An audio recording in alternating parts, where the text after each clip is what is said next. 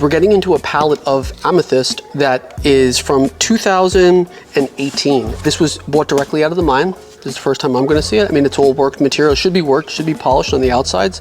I figured we could open it together, and this should be pretty interesting and pretty fun. Oh, that's pretty. The blue. Oh my God, this lost his head. He lost his head, this guy. You know, Brazilian amethyst has become one of those things where the extraction is very, very low and the demand is up and the quality is down and the price is up and it's hard to get.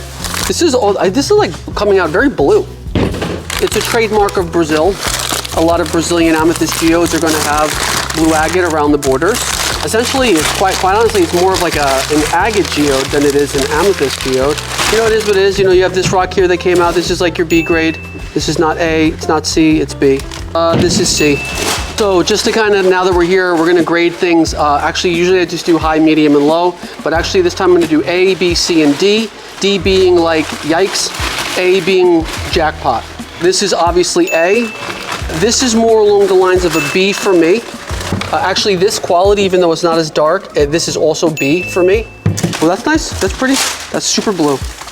But this is all kind of in that, hanging out in that C area. This is going to be D grade for me. So like, for example, material like this, I'm literally going to sell it for $3 a kilo. It's 10 kilos. This is $30 for this. So if you came in here and you wanted this rock, I'd sell it to you for $30. This is a piece that I'm holding on to this for sure.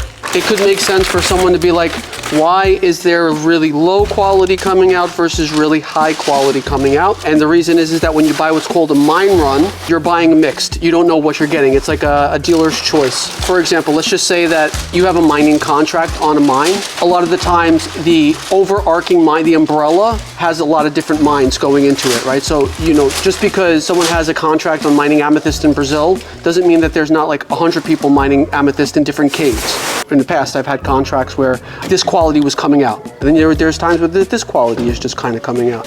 This and this is super dark. This is not so dark. So most likely people are just going to go immediately in the direction. This is much better quality, while at the same time, it's not necessarily better quality, it's just darker quality.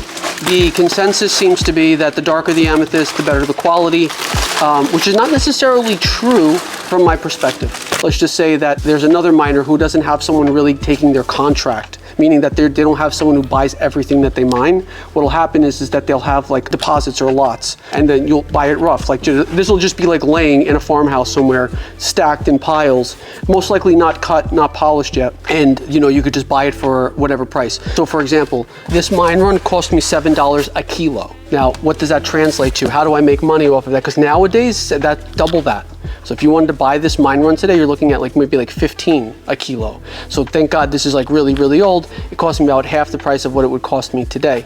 But then you have stuff in here that's worth $5 a kilo up to $20 a kilo. And this is the kind of idea of mine run. It's basically like buying out a storage locker and you really don't know what's inside of it. So I used to do that all the time and then just send it to a local polisher and they would cut it and polish it for me. So actually this material probably actually cost me more like $8.50 a kilo because they charge $1.50 a kilo for polishing. So probably I paid more like $8.50 a kilo for this material at the time, but there is $20 material in here. So it makes sense. Brazlian is like essentially what people would call a green amethyst, although it's not really a green amethyst, it's Brazlian. That's very nice actually. Oh, this is very nice. This goes with this actually. Oh, that's pretty. So this I'm gonna like grade as like a C grade material. It's probably around like 8 kilos, so I would charge around $6 a kilo for this.